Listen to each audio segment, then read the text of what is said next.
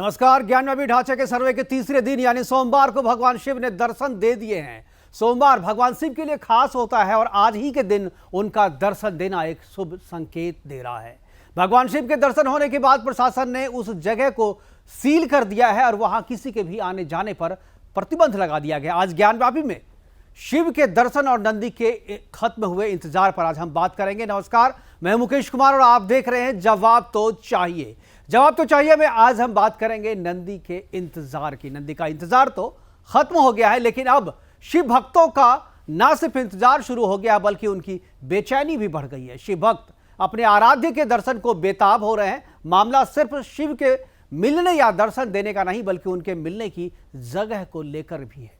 सर्वे के दौरान जिस तालाब में शिव प्रकट हुए हैं उस तालाब को औरंगजेब ने वजू खाने के रूप में विकसित कर दिया था, जहां उसकी औलादें आज भी वजू कर रही है। मतलब नमाज से पहले अपना हाथ पैर धोती है जो औरंगजेब की औलादें हैं और वहां कुल्ला भी करती है। उसी तालाब के पानी से जहां भगवान शिव को जल समाधि दे दी गई थी। औरंगजेब ने सिर्फ मंदिर तोड़कर उसके ऊपर मस्जिद का ढांचा बनवाकर मात्र हिंदुओं का अपमान नहीं किया बल्कि भगवान की मूर्तियों और पूजा के प्रतीकों को जमींदोज कर भी हिंदुओं की भावनाओं को आहत किया था। भगवान शिव को जल समाधि देकर उस तालाब में वजू करने की शुरुआत करवाने के पीछे भी औरंगजेब का मकसद हिंदुओं की धार्मिक भावना को रौंदना और उसे चकनाचूर करना था। आज अपने प्रोग्राम में हम चर्चा करेंगे कि क्या नंदी का इंतजार खत्म हो गया है, क्या ज्ञानव्यापी वजूखाना के इस्तेमाल पर रोक लगा देगी सरकार या अदालतें, क्या मुस्लिम पक्ष अभी भी क्यों शिवलिंग मिलने की खबर को हवाई बता रहा है, क्यों ओवैसी अभी भी ज्ञानव्यापी को मस्जिद साबित करने पर तुले हैं और क्या शिवलिंग जहां है वहां वजू आगे भी होता रहेगा। ऐसे बहुत सारे दर्जनों सवाल हैं जिस पे आज हम अपने मेहमानों के साथ चर्चा करेंगे, लेकिन पहले एक रिपोर्ट देखते हैं। रिपोर्ट के बाद मेहमानों के साथ परिचय और उसके बाद चर्चा की शुरुआत।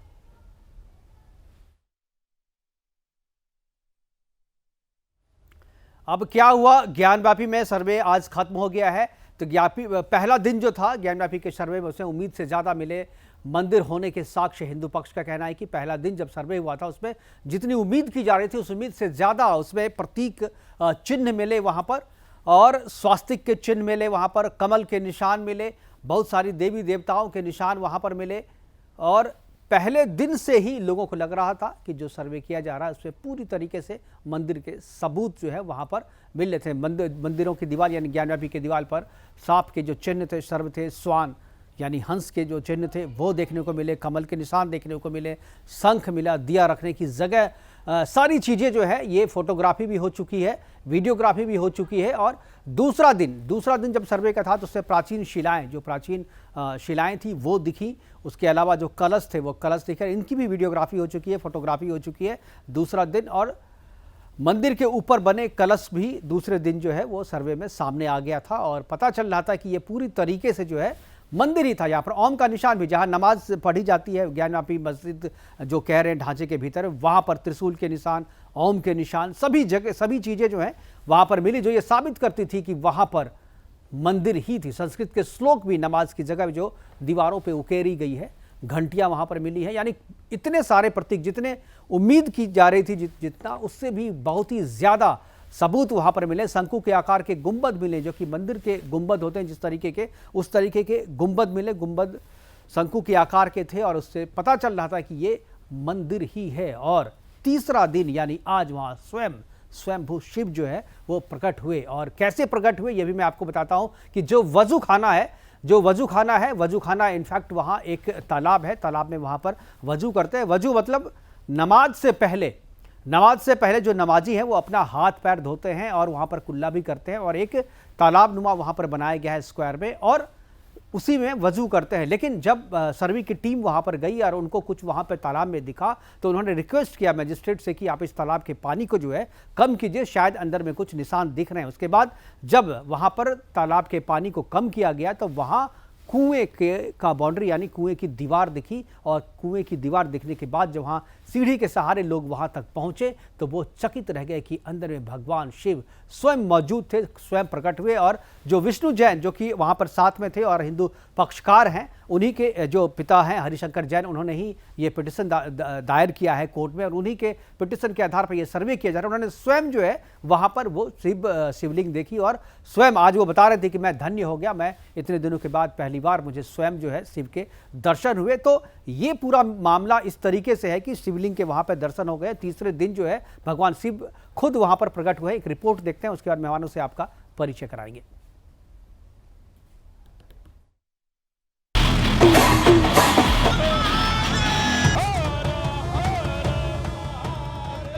ज्ञानवापी में वो स्वयंभू मिल गए हैं जिनका इंतजार नंदी जी पिछले 253 सालों से कर रहे थे।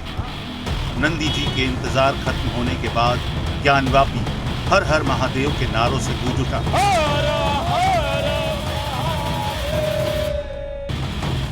आज ज्ञानवापी परिसर में सर्वे का तीसरा दिन था। पूरा देश जानना चाहता था कि सर्वे में क्या मिला। ज्ञानवापी परिसर के सर्वे के बाद जब हिंदू पक्ष ने कहा कि ज्ञानवापी परिसर के वजू करने वाले तालाब में 12 फीट 8 इंच का शिवलिंग मिला है, तो भारतवर्ष ही नहीं बल्कि दुनिया में रहने वाला हर हिंदू मुस्कुरा उठा। मुस्कुरा उठे वो नंदी जिनकी आंखें स्वयंभू ज्योतिर्लिंग बाबा विश्वेश्वर का इंतजार कर रही थी। वो 1669 का साल था जब मलेच्छ मुगल आक्रांता औरंगजेब ने बाबा विश्वनाथ के धाम को तोड़ा था। ये चौथी बार था जब किसी मुगल आक्रांता ने बाबा के धाम पर हमला किया और मंदिर तोड़ दिया। उस समय मंदिर के पुजारी शिवलिंग को बचाने के लिए ज्ञानकूप कुएं में कूद गए थे, जिसे वर्तमान में लोग तालाब कहते हैं। औरंगजेब ने बाबा के मंदिर को तोड़कर मस्जिद नुमा ढांचा बनवाया, तो उसी ज्ञानकूप को वजू स्थल बनवाया जिसमें शिवलिंग था। आज जब ज्ञानवापी सर्वे के आखिरी दिन तालाब अर्थात कुएं का सर्वे हुआ, तो उसमें विश्वेश्वर महादेव का शिवलिंग मिला। लेकिन बात सिर्फ ये नहीं है कि बाबा मिल गए, बात ये है कि बाबा उस तालाब में मिले हैं जिसमें औरंगजेब की औलादें वजू करती हैं। नीचता की पराकाष्ठा देखिए कि जिस तालाब में हमारे बाबा का शिवलिंग है, औरंगजेब की औलादें उसी तालाब में हाथ पैर धुलते हैं, मुंह से कुल्ला करते हैं। बाबा का ये अपमान आज से नहीं बल्कि सन 1669 से अर्थात 353 सालों से हो रहा है। ज्ञानवापी के सर्वे का पुरजोर विरोध किया गया। हैदराबाद के जहरीले सांसद ओवैसी भी इसका हिस्सा बने। आज जब बाबा मिल गए हैं तो ओवैसी को समझ आ जाना चाहिए कि अयोध्या के बाद अब काशी के शुद्धिकरण का समय आ गया है। बनारस की अदालत के आदेश के बाद उस जगह को सील कर दिया गया जहां शिवलिंग मिला है। साथ ही वहां पर किसी के भी जाने पर प्रतिबंध लगा दिया गया है। सर्वे के दौरान मिले मंदिर के प्रमाण तथा बनारस की अदालत द्वारा शिवलिंग वाली जगह को सील करने के आदेश के बाद इंतजार है उस पल का जब रामलला की तरह ही बाबा विश्वेश्वर भी मुक्त होंगे और काशी पूरे मनोयोग से बम बम बोलेगी। Bureau report, Sudarshan news.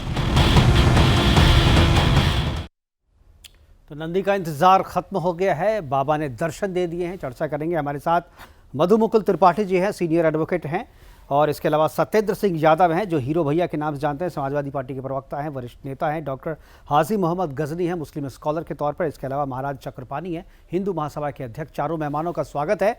और चर्चा की शुरुआत डॉक्टर हाजी मोहम्मद गजनी साहब मैं आपसे करना चाहूँगा, क्योंकि ये पूरा मसला जो है ले दे करके हिंदू पक्ष से मुस्लिम पक्ष और मुस्लिम पक्ष से हिंदू पक्ष के बीच में चलता आ रहा है। और मुस्लिम पक्ष इस बाबा के दर्शन देने के बाद भी, आज सोमवार को बाबा ने दर्शन दिए हैं, और दर्शन देने के बाद भी मुस्लिम पक्ष का ये कहना है कि ये सारी चीज़ें हवा हवाई है, वहाँ पर कुछ भी नहीं मिला है, और वहाँ पर अगर कुछ मिला भी है तो वो उसे नहीं मानेंगे, ये भी कह रहे हैं। और जो ओवैसी हैं, जो असदुद्दीन ओवैसी हैं, उनका कहना है कि वहाँ मस्जिद थी, मस्जिद है और मस्जिद ही रहेगी, और एक बाबरी को हमने शहीद होने दिया, अब दूसरे ज्ञानवापी को हम शहीद नहीं होने देंगे। यानी अभी भी वही बातें की जा रही है जिससे समाज को तोड़ने की बात की जा रही हो, जिससे समाज में वैमनस्य फैले, उसी तरीके की बात ओवैसी की तरफ से की जा रही है। मैं डॉक्टर साहब आपसे जानना चाहूँगा, डॉक्टर हाजी मोहम्मद गजनी साहब की, क्या आपको भी लगता है कि सर्वे में भगवान शिव ने जो आज दर्शन दिए हैं वो एक हवा हवाई है, या सही में आपको लगता है कि जो सच इतने दिनों से छुपाया गया था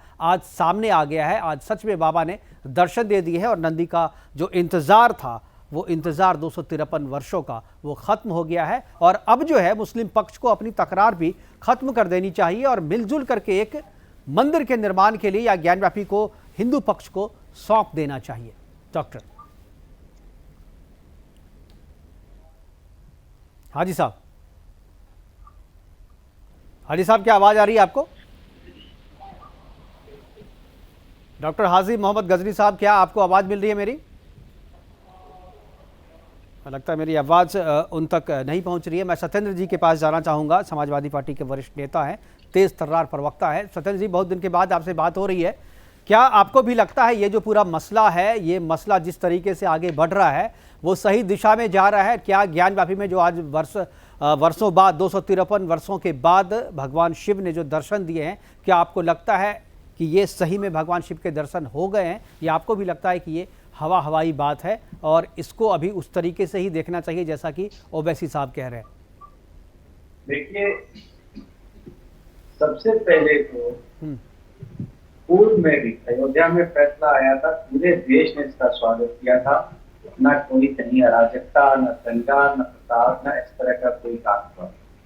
उसके बाद दोबारा से अगर हम देखते हैं तो ज्ञानवापी मस्जिद को लेकर जो माननीय न्यायालय का फैसला होगा वो हमें नहीं, इस पूरे देश को स्वीकार होगा।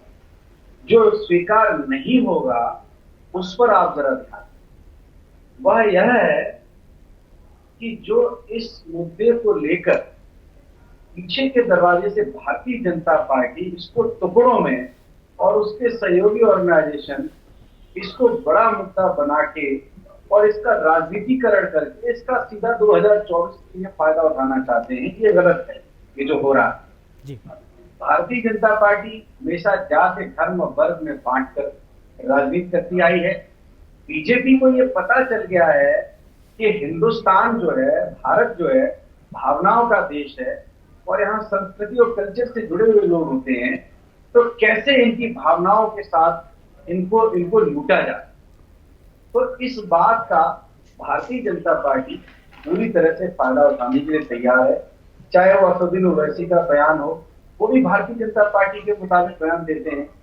भाई दोनों को एक दूसरे का उनका काम ही है कि जिस राज्य में जाते हैं भारतीय जनता पार्टी को दिखाते हैं, बीजेपी के लिए काम करते हैं, सबको पता है। इस वक्त अगर वाकई में सबसे बड़ा मुद्दा कोई है तो इस देश में जो महंगाई चरम पर, जो बेरोजगारी चरम पर, जो खराब स्वास्थ्य व्यवस्था देखिए अस्पतालों के बाहर लोग, जो महंगी शिक्षा है, एक आम आदमी अपने बच्चे को अच्छे स्कूल में नहीं पढ़ा सकता। इन मुद्दों पर भारतीय जनता पार्टी मुंह छुपाने की वजह से ये ज्ञानवापी जैसे मुद्दे पर भारी भरकम उनकी पूरी फौज लगी हुई है इसको मुद्दा बनाने। और हम उम्मीद करते हैं इस पर जल्दी फैसला आए और इस मुद्दे को भारतीय जनता पार्टी जो सोच कर काम कर रही है उस तरह का फायदा बीजेपी को नहीं पहुंचता। न्यायालय का जो फैसला होगा तो हम सबको सत्येंद्र जी, क्या आपको डर लग रहा है अभी से कि जिस तरीके से राम मंदिर के मामले में हुआ, ये बात सही कह रहे हैं, राजनीतिक फायदा इसका बीजेपी को मिला, क्योंकि उन्होंने अपनी घोषणा पत्र में भी इस बात का जिक्र किया था कि हम सत्ता में आएंगे तो राम मंदिर बनाएंगे। और इस बार भी आप लोगों को लग रहा है कि शायद ज्ञानव्यापी जो है ये भी एक राजनीतिक मुद्दा बनेगा और इसका सियासी फायदा जो है बीजेपी को मिलेगा। तो इसमें गलत क्या है? अगर बीजेपी जो है अगर हिंदुओं की भावना का, हिंदुओं की आस्था का ख्याल रख रही है और घोषित रूप से रख रही है, ऐसा नहीं है कि वो पीछे से या पीछे दरवाजे से, वो तो घोषित रूप के कहती रही है कि हम अगर सत्ता में आए तो राम मंदिर बनाएंगे। और कल अगर ये कहती है कि अगर हम सत्ता में आए तो ज्ञानव्यापी मंदिर बनाएंगे, वहां पर फिर से वहां भगवान शिव को स्थापित करेंगे, तो इसका काउंटर आप लोगों को खोजना चाहिए ना, जिसका काउंटर क्या हो सकता है पॉलिटिकली। देखिए, भारतीय न्यायालय जो फैसला देगा, जो सर्वे हो रहा है, उस पर हम क्या काउंटर देंगे आप बताएं। नहीं, हम उस पर नहीं कह रहे, आप जो कह रहे हैं सियासी, तो अगर अदालत के फैसले का सियासी इस्तेमाल या सियासी फायदा बीजेपी को मिल रहा है, तो इसका बीजेपी को फायदा सियासी ना मिले या उसका फायदा आपको भी मिले, तो आपको इसकी रणनीति बनाना चाहिए ना। आपको भी खड़ा होना चाहिए बीजेपी के साथ कि हाँ भाई सही में वहां पर मंदिर बननी चाहिए वहां पे। आप वहां पर तो मंदिर तो भारतीय जनता नहीं, बिल्कुल मैं आपकी बात समझ गया। हम सब भारतीय जनता पार्टी से प्रभावित हैं नहीं। लोगों को जाति धर्म वर्ग में बांटने का हमारा तो कोई मोनोपोली है नहीं। हम तो समाजवादी लोग हैं। सबको लेकर चलने वाले लोग हैं। हिंदू को मुसलमान से, मुसलमान को लड़ाने वाला तो काम आपके हमारा एजेंडे है। में, समाजवादी पार्टी के देखिए, एजेंडे में हिंदू कहाँ पे है? हमारे एजेंडे में हम हिंदू हैं और मुसलमान हमारे भाई हैं, ये हमारा एजेंडा है। हम खुद हिंदू हैं। तो क्या आप इस अपने देश उस के- भाई से, क्या आप अपने उस भाई से कहेंगे कि हिंदू का ज्ञानवापी मंदिर है, सर्वे में सब चीज सामने आ गया है, आप दे दो, अदालती कार्रवाई में तो काफी टाइम लगेगा, आप इसे आज दे दो। देखिए, अगर उस भाई के कहने से कुछ होता तो फिर न्यायालय को फिर निष्क्रिय हो जाना चाहिए था। इस नहीं संविधान नहीं, न्यायालय में निष्क्रिय वो क्यों होता है? हमारे- न्यायालय को और भी बहुत सारे काम हैं। अगर ये धर्म का लफड़ा अरे- राजनीतिक पार्टियां लेकर के नहीं आए तो अदालत में बहुत सारे पेंडिंग केसेस हैं, अदालत वो काम करेगी ना। तो आप लोग न्यायालय जो है, जी, न्यायालय का नंबर कब आता है?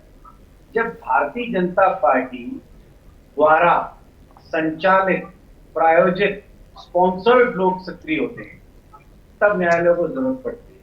और न्यायालय अगर इस वक्त, सबको पता है जिस तरह से टुकड़ों में भाजपा प्रेमी लोग इसको चला दिखा रहे हैं और बता रहे हैं पूरे देश में, इस वक्त ये मुद्दा जो है अभी भी वेंटिलेटर पे है।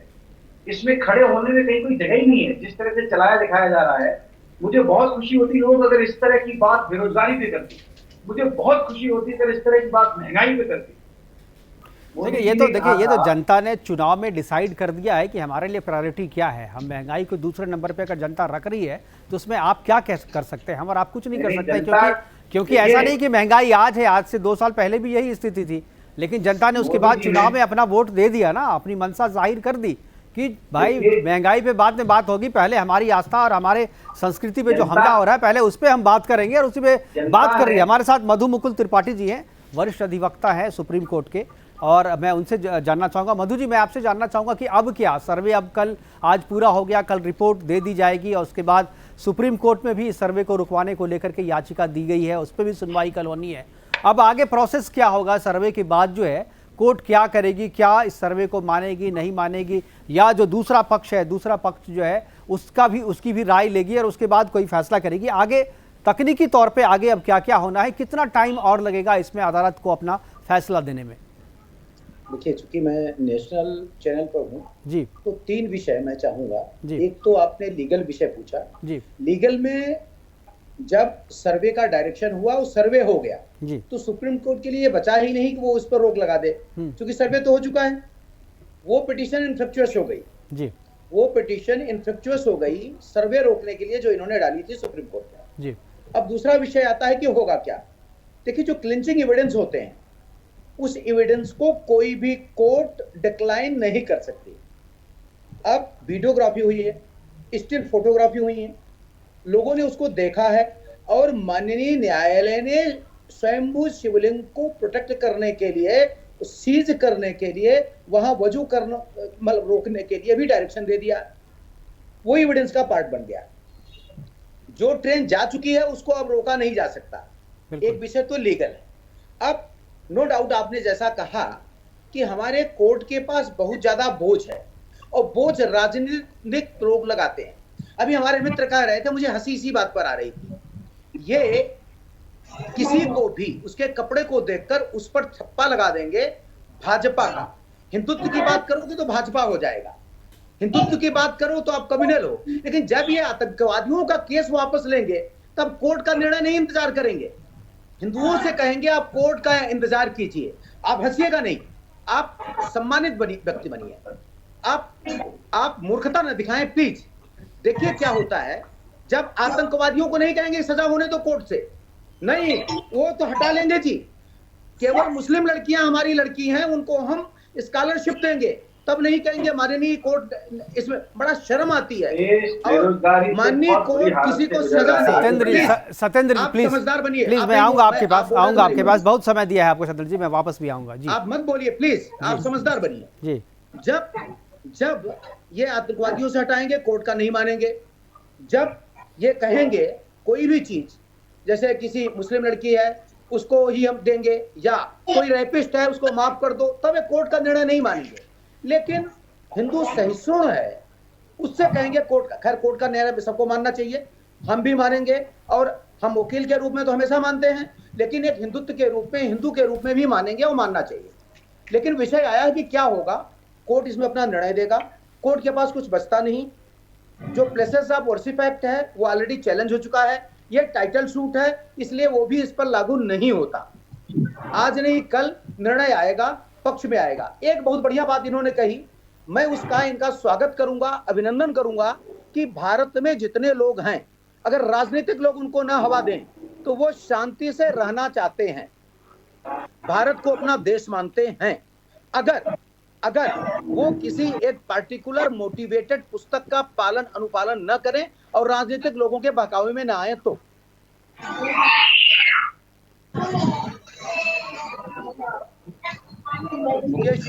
जी जी मैं सुन रहा हूँ जी। आपने जो प्रश्न पूछा था उसका मैं उत्तर दे दिया। जी जी जी बीच में मेरे ख्याल से डॉक्टर हाजी मोहम्मद गजनी साहब हैं, वो बीच में नहीं जुड़े थे, अब जुड़ गए। मैं उनसे, मेरा सवाल था, शुरुआत मैं उन्हीं से करना चाह रहा था। गजनी साहब, ये जो भगवान शिव प्रकट हुए हैं और नंदी जी का इंतजार जो है वो खत्म हुआ है 253 वर्षों का, इसके बावजूद आप लोग मानने को तैयार नहीं है कि वहाँ पर मंदिर है या मंदिर के अवशेष मिले हैं। अभी भी कह रहे हैं कि ये सब हवाई है। और ओवैसी साहब तो ये कह रहे हैं कि भाई हम इन सब चीज़ों को नहीं मानेंगे, वहाँ मस्जिद थी, है और रहेगी। क्या है आप लोगों का पक्ष, मुस्लिम पक्ष? मुस्लिम पक्ष ये है कि वो ज्ञानवापी मस्जिद है और मस्जिद रहेगी। जिसे शिवलिंग बता रहे हैं वो शिवलिंग नहीं है। वो सन 1988 में नगर पालिका के जो वहाँ जो वाराणसी की नगर पालिका है उनके पार्षद ने इसका गठन कराया था। सन 88 का बनाया हुआ, औरंगजेब ने नहीं बनाया था। वो जो वुजू खाना नगर पालिका के द्वारा बनवाया गया है, न कि औरंगजेब के जमाने का। और वो जो जिसे शिवलिंग, देखिए बात, सवाल वो नहीं है हाजी साहब, सवाल वजू खाना के निर्माण कब हुआ इस पे नहीं है। सवाल यह है कि वजू खाना के भीतर में एक कुआं है, उस कुएं में शिवलिंग है और उसी में वो वही शिवलिंग है जो वहां पर ज्ञानव्यापी में मंदिर में पहले से था। इस पे हो रही है, ठीक है, वजू खाना तो बनाया होगा, मैं इस पे तो इनकार किसी का नहीं है। वो जो शिवलिंग है उसमें समरसेबिल के जरिए उसमें वुजू खाने में, उस कुएं में पानी आता है जिससे लोग वुजू करते हैं। वो पुराना नहीं है, औरंगजेब के जमाने का नहीं है वो। मतलब आप ये कह रहे हैं कि जो नगर निगम है वजू खाने का निर्माण किया, कुएं के भीतर में जो है घेर करके तालाब बना दिया और कुएं के भीतर में ले जाकर के शिवलिंग भी नगर निगम ने रख दिया। वो शिवलिंग नहीं है, वो एक तरह की एक खंबा है जिसमें से पानी निकलता है और जो पानी इकट्ठा होता है, वो शिवलिंग नहीं है। शिवलिंग होता तो मुस्लिम अपना उस पर दावा छोड़ देते। अच्छा, यानी अगर वो शिवलिंग हुआ तो आप अपना दावा छोड़ देंगे? अगर कोर्ट ये कहती है, कि वो शिवलिंग है तो आप दावा छोड़ देंगे? जी, अगर माननीय उच्चतम न्यायालय कहता है कि समय, बिल्कुल दावा छोड़ देंगे। पूरे देश के मुसलमान योगी जी के साथ हैं। योगी जी इस टाइम बहुत बढ़िया सरकार चला रहे हैं, पूरे उत्तर प्रदेश के मुसलमान उनके साथ हैं। तो इसके लिए जब इतना साथ है तो आप फिर सुप्रीम कोर्ट का दरवाजा क्यों खटखटा रहे हैं?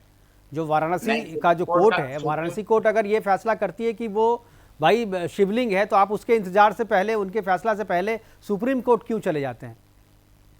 सुप्रीम कोर्ट सिर्फ आपसी सौहार्द के लिए गए हैं कि आपसी सौहार्द, जो काशी का जो प्यार मोहब्बत का सौहार्द है वो बना रहे। और जो लोग नफरत वहां फैलाना चाह रहे हैं, काशी के लोग आपसी हिंदू मुस्लिम सब प्यार से रहते हैं, वो बाहर के लोग आके वहां जिस तरह की हरकतें कर रहे हैं, पता नहीं किस सौहार्द की बात कर रहे हैं आप और किस सौहार्द के लिए आप सुप्रीम कोर्ट गए। चक्रपाणी महाराज जी हमारे साथ हैं, हिंदू महासभा के अध्यक्ष हैं। चक्रपाणी जी, ये क्या कह रहे हैं समझ में आ रहा है कुछ कि सौहार्द के लिए सुप्रीम कोर्ट गए हैं शिकायत करने के लिए? हाँ, देखिए, सबसे पहले तो मैं मुकेश जी आपको और सभी दर्शकों को हर हर महादेव बोलता हूं और जय विश्वेश्वर महादेव जी। जय विश्वेश्वर। देखिए, पूरी दुनिया जानता है कि काशी जी को किस प्रकार से, पूरे बनारस ही नहीं बल्कि और क्षेत्रों में कृष्ण जन्मभूमि को किस तरह से 18 अप्रैल 1659 को औरंगजेब फतवा जारी करता है और मंदिरों तोड़ता है, नेस्तनाबूद कर देता है। हमारे यहाँ काशी जी में 6 वापी है। अभी ज्ञान वापी की चर्चा हो रही है। पहला है ज्येष्ठा वापी जो लुप्त हो गई है। दूसरा ज्ञान वापी जिसपे इन्होंने जबरदस्ती कब्जा किया औरंगजेब ने, उसके बाद उनकी एक परंपरा चली। करकोटक वापी, भद्र वापी, शंखचूड़ा वापी और सिद्ध वापी, 6 वापी है। वापी का मतलब होता है तालाब, कुआं। ज्ञान वापी, यहां भगवान शिव ने माता पार्वती को ज्ञान देने का काम किया था। आज देखो वहां नंदी बैठ के चिल्ला रही है स्पष्ट रूप से कि यही भगवान विश्वेश्वर महादेव का स्थान है, जिसको 1585 में महाराजा टोडरमल ने निर्माण कराया। आप ये देखो उस ज्योतिर्लिंग का, और क्या वो अद्भुत चीजें हैं कि नंदी को हटाने का बहुत प्रयास किया आज भी वो, लेकिन सब झेलती रही और नंदी बैठी रही। दुनिया का कोई ऐसा नंदी नहीं होगा जो जिसके मुख मस्जिद की तरफ हो या शिव जी के इतर कोई किसी की तरफ हो। उनका मस्जिद की तरफ मुंह है। मस्जिद इसलिए है कि वो मस्जिद ही नहीं है, वो भगवान विश्वेश्वर जी का स्थान है, वो महादेव का स्थान है, इसलिए नंदी का मुख था। लेकिन आप देखो, आंख के अंधे कान के बहरे कौन किसको समझाए। सबसे बड़ी बात यह है कि युद्धों में कभी नहीं हारे हम डरते छलछंदों से, हर बार पराजय पाई है अपने घर के जय चंदों से। सबसे बड़ी बात यह है मुकेश जी कि यहाँ के जो विपक्षी पार्टियां हैं वो भी सत्य बात करती नहीं। ये भारत ही ऐसा देश है जहां पे बहुसंख्यकों पे अन्याय शुरू से होता आया, आजादी के बाद भी अन्याय हुआ, और उन अन्याय को रोकने के लिए कांग्रेस ने एक एक्ट बना दिया, 1991 एक्ट। ये बना दिया कि अंग्रेज ने जितने आपको मारपीट किया, जितने आपके मंदिरों को तोड़ा, जितने उसका आप पुनः पलट नहीं सकते, उनको रक्षा करने के लिए बना दिया। अब जितने भी, आज देखो कितनी खुशी की बात है कि आज महात्मा बुद्ध का वो है और दिन है, और आज सोमवार का दिन है, आज भगवान शिव का ऐतिहासिक दिन है कि वहां पे उनको दर्शन हुए और मिले और पूरे दुनिया को खुशी मिली। इसमें कम से कम इसमें स्वागत करना चाहिए। तो पॉलिटिकल पार्टियां तो विपक्षी ऐसी हो गई जैसे विधवा विलाप कर रही है, अब बेरोजगारी की, इसके, अरे ठीक है वो समस्या है भाई, उस पे भी कर लो, लेकिन जिस विषय पे आए हो उसी बात करो ना। अब रही बात, हमारे मौलाना साहब बैठे बहुत अच्छे हैं, मैं इनका सम्मान करता हूं। ये लड़ाई हिंदू मुस्लिम मुकेश जी बिल्कुल नहीं है जी। ये लड़ाई तो भारतीय बनाम विदेशी लुटेरों की लड़ाई है। एक विदेशी लुटेरे आते हैं, वो आ करके हमारे मंदिरों को तोड़ते हैं, यहाँ नष्टाबूद करते हैं, हमारी महिलाओं बेटियों का सम्मान से खेलते हैं, मंदिर तोड़ करके, और वो इतने दलिद्र और भिखारी और फटीचर होते हैं कि उनकी इतनी क्षमता नहीं होती कि मंदिर बढ़िया से, मस्जिद बढ़िया से बना ले। नहीं, वो तो सोने को लुटते हैं और हमारे ही मंदिर के दीवारों पे जिसमें देवी देवता साफ दिखाई दे देता अंकित है, उसी पे सिर्फ गुंबद बना देते हैं और बना के छोड़ के चले जाते हैं कि भाई आप करते रहो। और उसके लिए लड़ाई ये लोग लड़ रहे हैं, ऐसे लोग लड़ रहे हैं जो हमारे भाई हैं, और जिन भाइयों के पूर्वजों को वही औरंगजेब, वही मुगल ने, इतिहास बताता है, मैं अपने इच्छा से नहीं कह रहा हूं, 2-2 दिनार में पुरुषों को धर्मांतर कराया और जो नहीं किया उसकी हत्या कर दिया, 1-1 दिनार दे करके महिलाओं को हत्या कराया। कहां तक वो हमारे भाई के जो वंशज है वो बदला लेते कि हाँ भाई उसने तो नाश किया, हमारा भी, हमारे पूर्वजों को सताया, तो वो उनके साथ खड़े होते हैं। एक बात और अपने मौलाना साहब से मैं पूछना चाहता हूं कि कोई भी, अब आप तो अब इस्लाम को मानने वाले हैं, अल्लाह ताला जो है रहीम है, रहमान है, क्या अल्लाह ताला जो रहीम रहमान है वो इसको बर्दाश्त करेगा कि किसी मंदिर को तोड़ करके आप उसमें बैठ के नमाज पढ़ोगे तो क्या तुम्हें जन्नत में जगह मिलेगी? बिल्कुल नहीं मिलेगी, बल्कि दोजख में जगह मिलेगी। तो आखिर उनको, उन मुसलमानों को क्यों इस्तेमाल किया गया? आखिर हिंदू धर्म के जो मूर्तियों को तोड़ के वहां नमाज पढ़ने के लिए दिया गया, तो औरंगजेब ने तो आपको जो दोजख में जगह दे दिया कि दोजख में जाने का रास्ता बता दिया कि हिंदुओं के मंदिर को तोड़ा। समस्या ये नहीं है, समस्या ये नहीं है, समस्या ये है कि आप पहले राम मंदिर कह रहे थे, अब ज्ञानवापी पे आए हैं, कल मथुरा पे जाएंगे, परसों और भी तीसरी जगह जाएंगे, चौथी जगह जाएंगे, और वारिस पठान कह रहे थे कि 3000 मस्जिदों पे निशाना है, यानी इनडायरेक्टली वो ये मान रहे थे कि 3000 मस्जिदें ऐसी हैं जो मंदिरों को तोड़ के बनाई गई हैं। तो चिंता इनकी ये है। मैं हाजी साहब से पूछना चाहूंगा। देखिए मुकेश जी, मैं इसको बात कर देता हूं जी। काशी जी में उसी समय औरंगजेब ने सिर्फ 4 मस्जिद बनाए। एक पहला आलागीर मस्जिद बनाया, उसको पता है कृत्यवासेश्वर महादेव के मंदिर को तोड़ के बनाया। दूसरा बिंदु माधव मंदिर, जिसको महाराजा जयपुर के महाराजा ने बनाया था, उसको तोड़ के धरारा मस्जिद बनाया। एक ज्ञानवापी बनाया, एक और बनाया। इस तरह करके जहां जहां पे मंदिर था उसको तोड़ के बनाया, और हजारों, 60,000 की संख्या में पूरे देश में मंदिरों को तोड़ करके वहां मस्जिद के गुंबद बनाने का काम किया गया। सवाल इस बात का कि 1-2 जख्म नहीं, पूरा बदन है जख्मी, दर्द बेचारा परेशान है, उठे कहां से? हिंदू तो उस समय भी परेशान हुआ, मारा गया। अब न्याय की उम्मीद थोड़ी जगी है क्योंकि माननीय कोर्ट है जो निष्पक्ष संस्था है, तो उसमें कम से कम विपक्षी पार्टियां भी है, कम से कम धर्म सम्मत तो बात करना चाहिए, सही बात तो करना चाहिए। लेकिन इस भारत सबसे जो विश्व का बड़ा लोकतंत्र है, इसी में बहुसंख्यक का अन्याय हो रहा है, अत्याचार हो रहा है और उसके साथ कोई खड़ा नहीं। बिल्कुल। आज मैं डॉक्टर हाजी साहब से जवाब देना चाहूँगा। हाजी साहब, आप इतिहास के विद्यार्थी भी हैं, आपने पीएचडी भी किया हुआ है और आपने काफ़ी शोध किया है इन विषयों पे। मैं आपसे जानना चाहता हूँ कि क्या ये जो वारिस पठान कह रहे थे कि 3000 ऐसे मस्जिद हैं जो मंदिरों को तोड़ करके बनाई गई हैं, उन पर निशाना है, हिंदू पक्ष का निशाना जो है उन सारे मस्जिदों को तोड़ के फिर से मंदिर हासिल करना है, क्या आपको लगता है ये आंकड़ा सही है, गलत है, या इससे ज़्यादा का आंकड़ा हो सकता है? क्योंकि आक्रांता तो यहाँ पर हजारों साल से थे, हजारों साल तक उन्होंने राज किया और तकरीबन देश के हर हिस्सों में उन्होंने मंदिरों को तोड़ा और वहाँ पर ना सिर्फ लूटपाट की बल्कि वहाँ पर मंदिर के ऊपर मस्जिद का निर्माण भी करवाया। आपकी रिसर्च क्या कहती है? आपने इतिहास इतने गहनता से पढ़ी है, अध्ययन किया है, आपने पीएचडी किया है इस पे। हाजी साहब, इसमें कोई सच्चाई नहीं है। मुगलों ने हजारों की तादाद में मंदिर तोड़े हैं, ये सच्ची बात है। और ऐसे मंदिर तोड़े हैं कि जो गंगा किनारे भी थे वो भी मंदिर तोड़े, लेकिन वहां मस्जिद नहीं बनाई, वो झूठी बात है। वो मंदिर तोड़ने का औरंगजेब ने हुक्म ऐसे मंदिरों को दिया था जहाँ पे जो पुरोहित थे वो गंगा स्नान करने जो लड़कियां आती थी उनका किडनैप कर लिया करते थे। और इसी तरह के एक जमाना था कि दलित महिलाओं को कपड़े पहनने का अधिकार नहीं था। मुकेश जी, बिल्कुल, मैं केवल वकालत का नहीं, मैं भी इस व्यक्ति को मैं जवाब देना चाहूंगा। जी मुकुल जी, बता दीजिए। कुरान को कोट करना अभी इसकी ऐसी तेजी हो जाएगी। I am sorry. सुनिए आप, दो विषय हैं। एक, इस व्यक्ति ने कहा कि अगर माननीय न्यायालय मान लेगा तो ये क्या करेंगे, ये मान लेंगे। अब देखिए मैं पढ़ रहा हूं, जरा सुनिए माननीय न्यायालय की बात सुनिएगा। न्यायालय सिविल जज, सिविल सीनियर डिवीजन वाराणसी, पीठाधीश अधिकारी श्री रवि कुमार दिवाकर, उत्तर प्रदेश न्यायिक सेवा, जेडओ कोर्ट सोअनसो, सीआरएन नंबर सोअनसो, मूलवाद संख्या सोअनसो। पत्रावली आज वादी गण के विद्वान अधिवक्ता श्री हरिशंकर जैन की ओर से प्रस्तुत कराई गई। प्रार्थना पत्र 78 ग वादी गण द्वारा प्रस्तुत कर कहा गया कि आज दिनांक 16/5/2022 को शिवलिंग, या लिखिए शिवलिंग मस्जिद कम्प्लेक्स के अंदर दौराने कमीशन पाया गया। कान खोल लीजिए, पाया गया।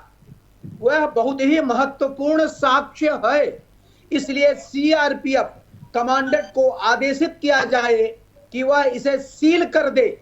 जिलाधिकारी वाराणसी को आदेशित किया जाए कि वहां मुसलमानों का प्रवेश वर्जित कर दे तथा 20 मुसलमानों को नमाज अदा करने की इजाजत दी जाए और उन्हें वजू करने से तत्काल रोका जाए। अब ऑपरेटिव पार्ट में आइए। प्रार्थना पत्र 78 ग स्वीकार किया जाता है, यानी शिवलिंग वहां है।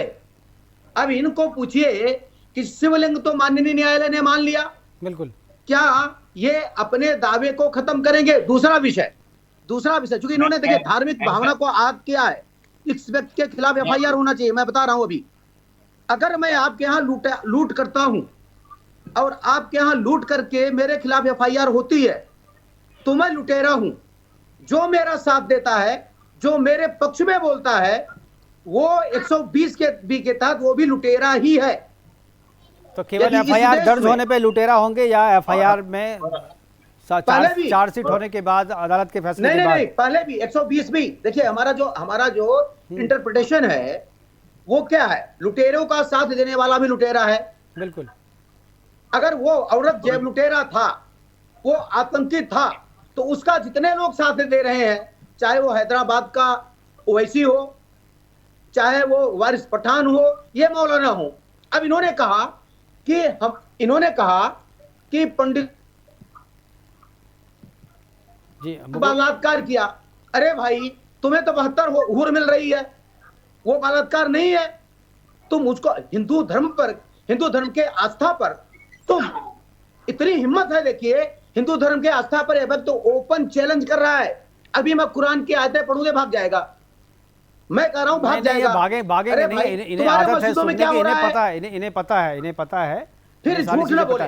ठीक है, हमारे साथ सत्येंद्र, 3600 मस्जिदों का है मेरे पास। बिल्कुल, सत्येंद्र जी हमारे पास है। सियासत की बात, मैं वकालत की बात करना चाहता हूं। ये कृपया कानून की बात करें, कृपया न्याय संगत बात करें, तथ्य की बात करें।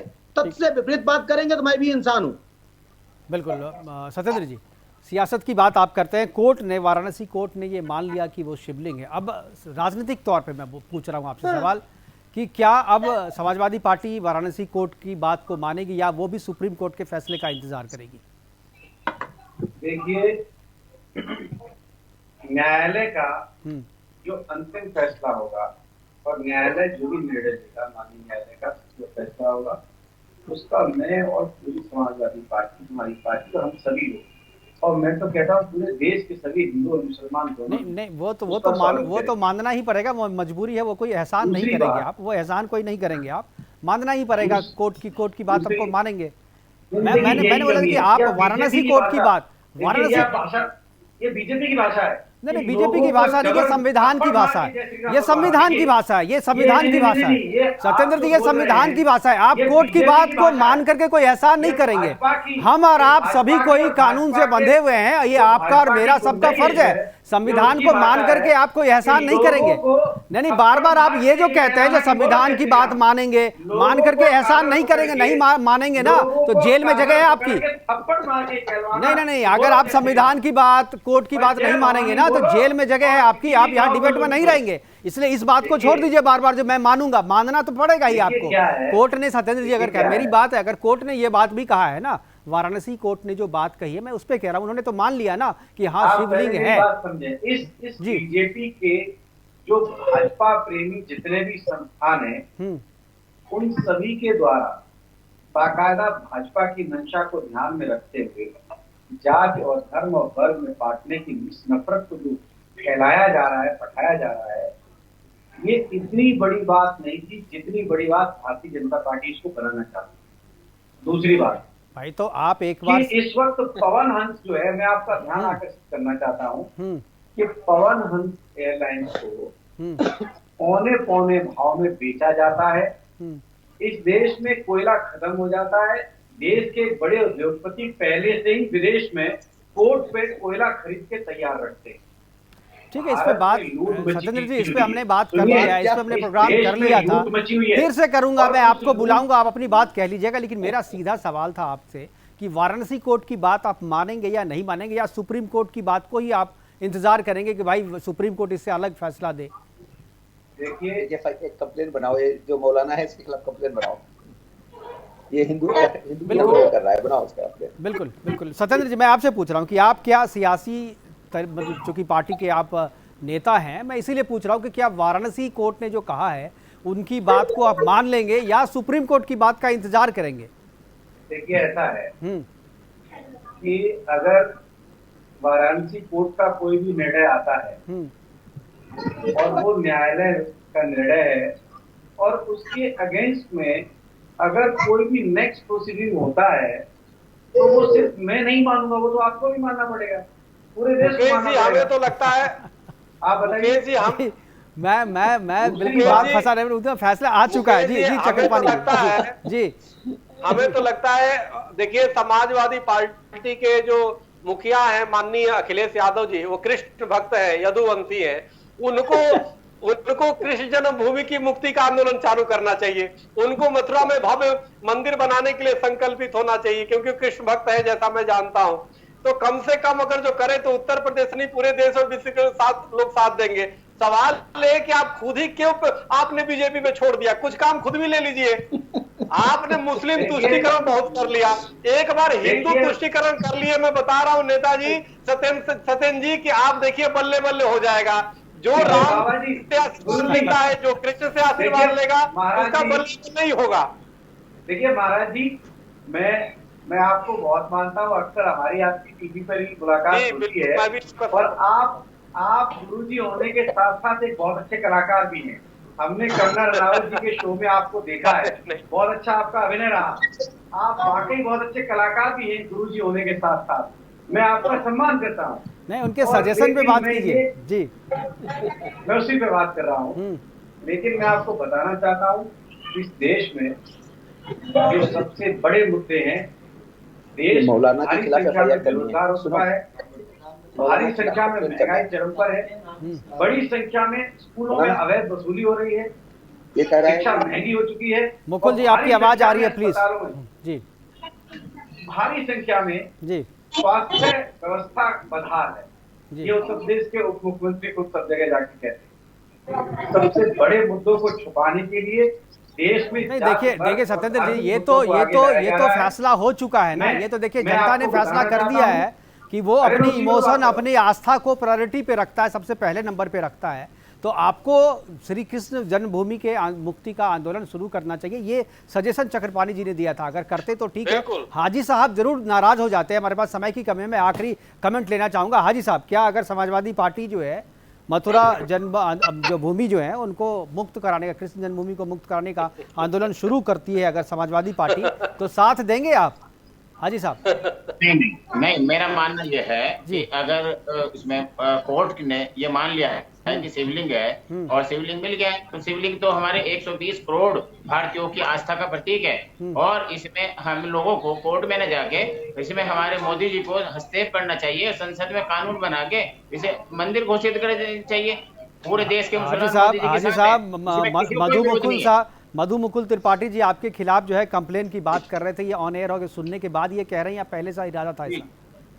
हम मोदी जी के साथ हैं, मोदी जी को कुछ में संसद में कानून मैं कह रहा हूँ जो मधु मुकुल त्रिपाठी जी अभी आपके खिलाफ कंप्लेन करने जा रहे थे, अभी बोल रहे थे उनकी आवाज जो है वो ऑन एयर हो गई थी, वो हमारे तक भी पहुंची, आप तक भी पहुंची होगी। तो ये वो सुनने के बाद आपका स्टेटमेंट चेंज हुआ है या सही में दिल से बोल रहे हैं आप? नहीं, मैं पूरे भारत विश्व गुरु बनने जा रहा है और मोदी जी इस टाइम पूरी दुनिया के एक बेहतरीन नेता हैं। और मैं मानता हूं अगर लोकल कोर्ट ने माना है कि शिवलिंग है, तो शिवलिंग तो हमारे 120 करोड़ भारतीयों का एक आस्था का प्रतीक है। इसमें शायद मधु मुकुल त्रिपाठी जी अपना इरादा बदल दें आपकी इस बात को सुनकर के। हमारे पास समय की कमी है। मधु मुकुल जी, मधु जी आप आखिरी कमेंट जी। ठीक है हाजी साहब। मधु जी देखिए, मैं केवल कानूनी दृष्टि से बात करना चाहूंगा। हमारे देश के प्रत्येक लोगों को चाहिए कि वो अपने आप को क्रिमिनल न साबित करें, वो आक्रांताओं का साथ न दें, वो सत्य का साथ दें। जब एविडेंस आ गया है, चाहे मथुरा का हो, मथुरा आप देखिए नंगी आंखों से मिलेगा, काशी का हो, तो उसमें इनको चाहिए। देखिए मथुरा पर भी नहीं लगता, वो places of worship act Mathura पर भी नहीं लगता, क्योंकि वो 1947 के बाद उसमें एग्रीमेंट्स हुए हैं। तो इन चीजों को तो एटलीस्ट कोई राजनीति न करे। मैं भी कोई राजनीतिक व्यक्ति नहीं हूं। मुझे लगता है भोजशाला पे भी ये प्लेसेस ऑफ वर्शिप एक्ट जो है भोजशाला पे भी नहीं लगता जी, नहीं लगता। मैं वही बताने जा रहा था कि 3600 मंदिर मेरे पास ऐसे लिस्ट हैं जो मंदिर को तोड़कर मस्जिद बनाया गया। बीजा मंडपम, मैं खुद वहां रहा हूं, कैसे वहां के जो डीएम साहब थे विजय जी, उन्होंने कैसे वहां सबको नजरबंद करके उस मंदिर का उद्धार करवाया। I salute him, I was personally over there. तो क्या है, बहुत सारे ऐसे मंदिर हैं जिनको तोड़कर मस्जिद बनाई गई है वहां, जैसे यहाँ। बिल्कुल सर, हमारे पास समय की कमी है। बार बार इशारा हो रहा है पीसीआर से प्रोग्राम को खत्म करने का। हम सत्येंद्र जी के पास आखिरी कमेंट के लिए जाएंगे, उसके बाद चक्रपाणी जी के पास जाएंगे। सत्येंद्र जी आखिरी कमेंट 10 सेकंड में।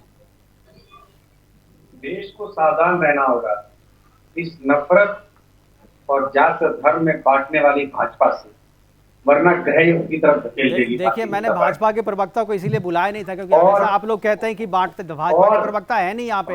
और हाजी साहब देखिए किस तरीके से कन्विंस हो गए, हाजी साहब कन्विंस हो गए, फिर भी आप कह रहे हैं जो बांटने का काम हो रहा है। हाजी साहब कह रहे हैं कि शिवलिंग को ग्रह युद्ध की तरफ धकेल देगी। ठीक है, ये सब आप रटी रटाई बात, आप सत्येंद्र जी रटी रटाई बात कर रहे हैं। ठीक है सर। जब हाजी साहब मान गए कि शिवलिंग है, हाजी साहब मान गए कि शिवलिंग है, मंदिर घोषित करना चाहिए, आपको भी मान लेना चाहिए, फायदा होगा, सियासी तौर पे भी फायदा होगा।